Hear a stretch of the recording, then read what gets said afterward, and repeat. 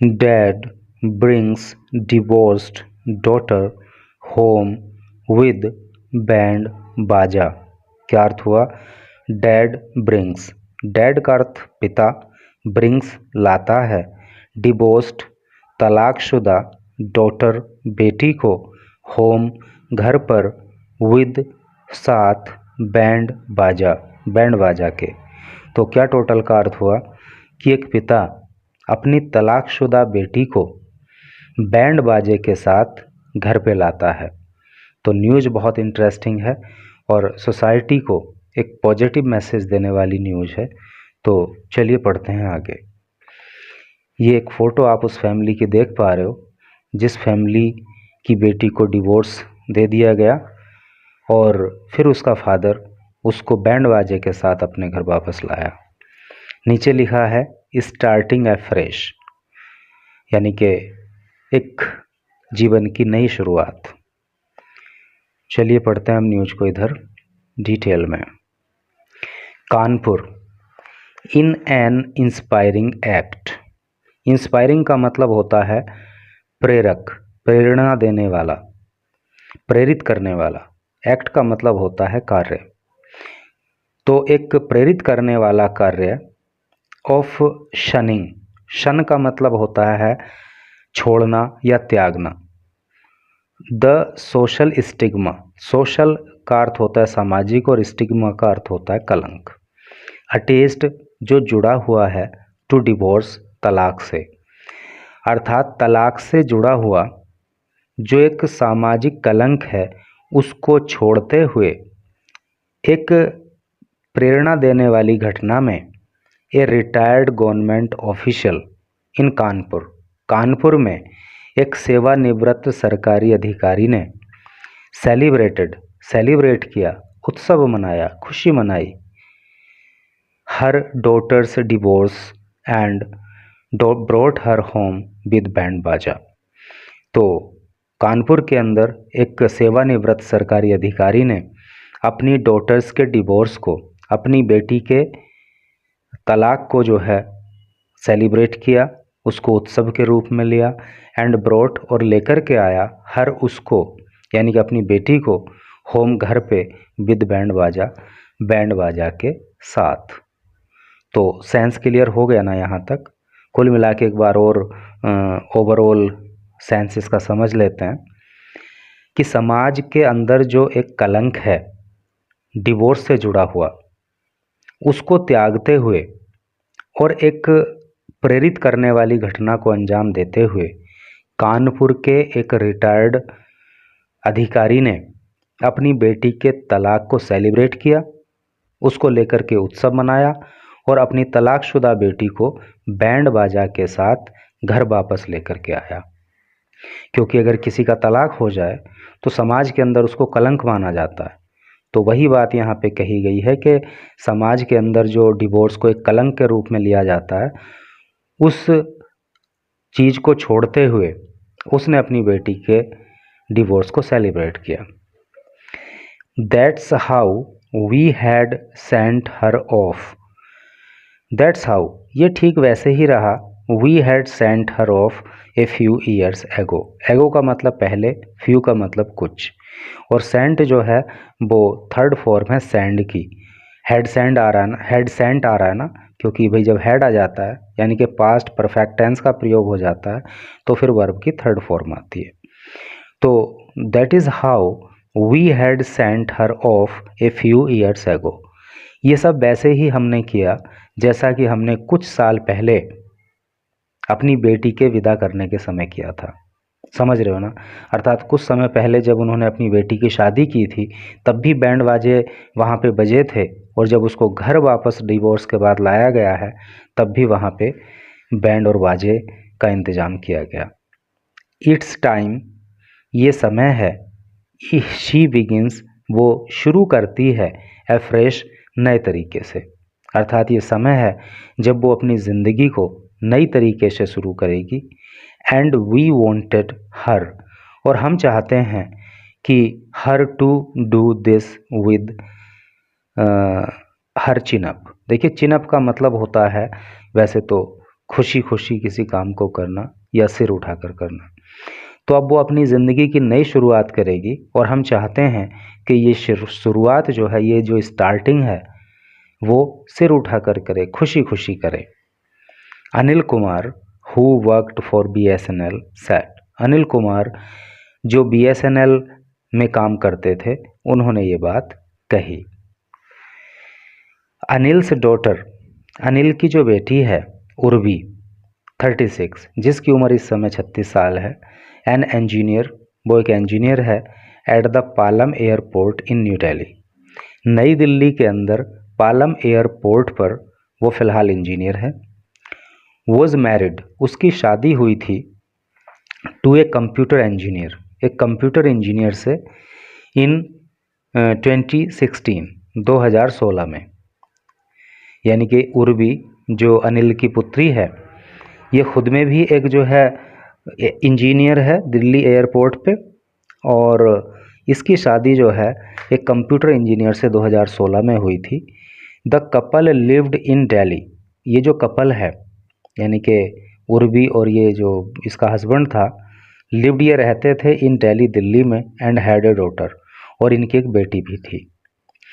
Allegations are, allegation का मतलब होता है आरोप, आरोप हैं, that Urvi's in laws, in law का मतलब होता है ससुराल पक्ष के लोग, ठीक है। तो उर्मी के जो ससुराल वाले हैं, वर हैरासिंग हर, वो उसको, उसका उत्पीड़न कर रहे थे। हरास का मतलब होता है परेशान करना, उत्पीड़न करना। तो आरोप ये है कि उर्वी के ससुराल वाले उसको लगातार उत्पीड़ित कर रहे थे, उसका उत्पीड़न कर रहे थे, फॉर डाउरी, दहेज के लिए। आफ्टर विच, जिसके बाद, शी मूव्ड कोर्ट, वो कोर्ट गई, फॉर ए डिवोर्स, तलाक के लिए। The court granted them divorce, और कोर्ट ने उनको तलाक दे दिया ऑन February 28, 28 फरवरी को। I tried hard to save the relationship, I tried hard, try का मतलब होता है कोशिश करना, और उसकी सेकंड फॉर्म का यहाँ पे यूज हुआ। आई सब्जेक्ट हो गया, ये वर्ब की सेकंड फॉर्म हो गई, तो पास्ट इंडेफिनिट टेंस हो गया। तो आई ट्राइड, मैंने कोशिश किया, हार्ड मतलब बहुत ज़्यादा, टू सेव, बचाने के लिए, द रिलेशनशिप, इस संबंध को, मैंने इस संबंध को बचाने की बहुत कोशिश की कि संबंध खराब नहीं हो। आफ्टर एंड्यूरिंग, एंड्योर का मतलब होता है सहन करना, सहन कर कर के 8 years ऑफ टॉर्चर, 8 साल, टॉर्चर का मतलब वही प्रताड़ित करना। तो मैं 8 साल तक प्रताड़ित होती रही, बीटिंग, पिटाई सहन करती रही, एंड टॉन्ट्स, और ताने सुनती रही, और ये सब करके मैंने जो है इस रिलेशनशिप को फिर भी बचाने की कोशिश की, बट लेकिन इन द एंड, अंत में, इट ब्रोक डाउन, सब कुछ ख़त्म हो गया।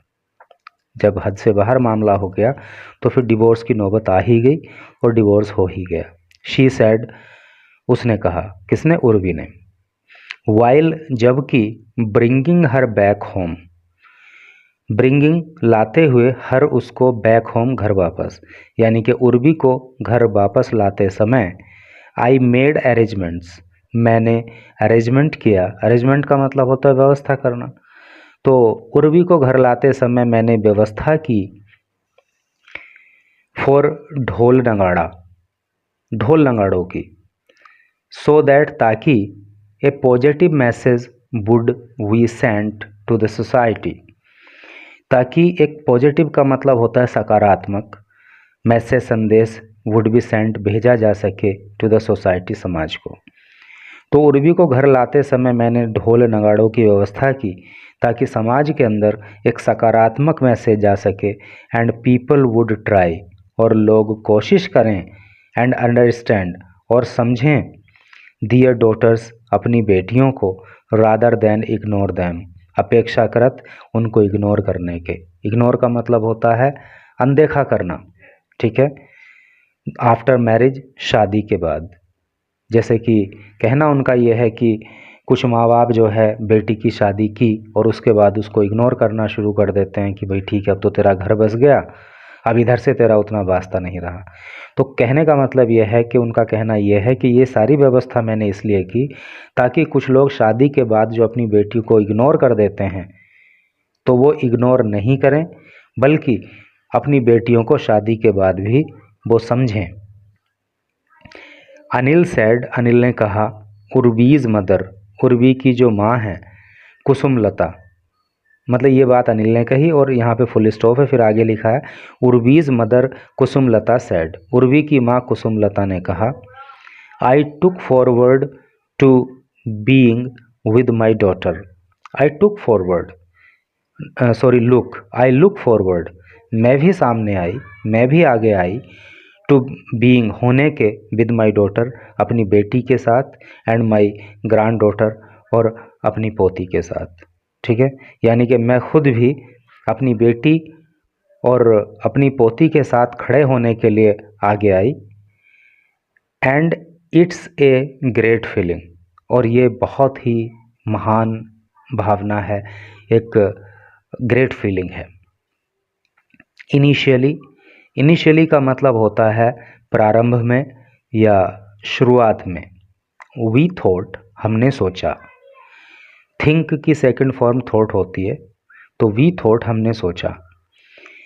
शुरुआत में हमने सोचा Urvi was getting married A second time, कि उर्वी की शायद दोबारा शादी हो रही है। सेकेंड टाइम मतलब दोबारा। तो शुरुआत में तो हमने सोचा कि उर्वी की दोबारा शादी हो रही है, बट वैन, यानी कि जब ढोल नगाड़े बजे होंगे तो लोगों ने सोचा कि शायद उर्वी की दोबारा शादी हो रही है। बट वैन, लेकिन जब, वी अंडरस्टूड, हमने समझा, हर फादर्स इंटेंट, इंटेंट का मतलब होता है इरादा, लेकिन जब हमें उर्वी के पिता के इरादे का पता लगा तो it was an overwhelming feeling. तो इट वॉज, ये थी, एन ओवरवेलमिंग, ओवरवेलमिंग का मतलब होता है ओत प्रोत कर देने वाली, बहुत ज़्यादा खुशी देने वाली फीलिंग, भावना। तो जब हमने उर्वी के पिता के इरादे को जाना तो ये बहुत ज़्यादा खुशी देने वाली भावना हमारे अंदर आई। सैड इंद्रवाहन सिंह ए नेबर, नेबर का मतलब पड़ोसी, ऐसा जो है इंद्रवाहन सिंह ने कहा, जो कि एक पड़ोसी हैं अनिल सिंह के। तो सेंस क्लियर हो गया ना कि शुरुआत में तो ढोल नगाड़े बजते देख हमने सोचा कि भाई ये उर्वी की फिर से शादी हो रही है, लेकिन जब उर्वी के पिता की बात पता लगी तो हमें बहुत ज़्यादा खुशी हुई। I will take a break, मैं एक ब्रेक लूँगी, है नहीं, and think my life through, और अच्छे से अपने पूरे जीवन को समझूंगी, उस पर विचार करूंगी, बिफोर बिगनिंग ए फ्रेश, फिर से एक नई शुरुआत करने के से पहले। उर्वी सैड, उर्वी ने कहा। ठीक है, तो उर्वी का कहना है कि अब नए तरीके से जीवन की शुरुआत तो करनी ही है, क्योंकि एक एपिसोड तो ख़त्म हो गया, शादी हो गई और उसके बाद तलाक भी हो गया, तो अब नए तरीके से जीवन की शुरुआत करनी है, तो उससे पहले एक मैं ब्रेक लूँगी, उसके बाद पूरी तरह से अपनी ज़िंदगी को समझने का, सोचने विचार करने का उस प्रयास करूँगी, और उसके बाद ही जो है अपनी नई ज़िंदगी की शुरुआत करूँगी, ऐसा उर्वी का कहना है। तो भाई इंडिया, जहाँ पे शादी को 7 जन्मों का संबंध माना जाता है, तो ऐसी कल्चर में अगर डिवोर्स जैसी स्थिति पैदा हो जाती है तो वाकई ये एक बड़े दुख का कारण होता है। फर्स्ट ऑफ ऑल तो इस तरह का सीन क्रिएट ही नहीं होना चाहिए, और अगर हो ही जाए, यानी कि सारा कुछ झेलने के बाद जब मामला आउट ऑफ कंट्रोल हो जाए तो फिर डिवोर्स के लिए जाना ही पड़ेगा। तो यदि डिवोर्स हो ही जाए तो फिर सोसाइटी को भी चाहिए कि वो उस व्यक्ति को अंडरमाइन ना करे, खुद के अंदर भी जो है इस तरह की फीलिंग को क्रिएट नहीं होने देना है कि हमारा सब कुछ ख़त्म हो गया। हाँ, एक दुख की स्थिति ज़रूर पैदा हुई है, लेकिन पुरानी बातों को भुला करके एक नई शुरुआत की जानी चाहिए, और जो सोसाइटी है उसको भी इसी तरह से उस बंदे को मोटिवेट करना चाहिए जिसके साथ इस तरह की दुखद घटना घटित हुई। तो इसी तरह से करके न्यूज़ थी, आपने लास्ट तक धैर्यपूर्वक इसको पढ़ा, उसके लिए थैंक यू सो मच।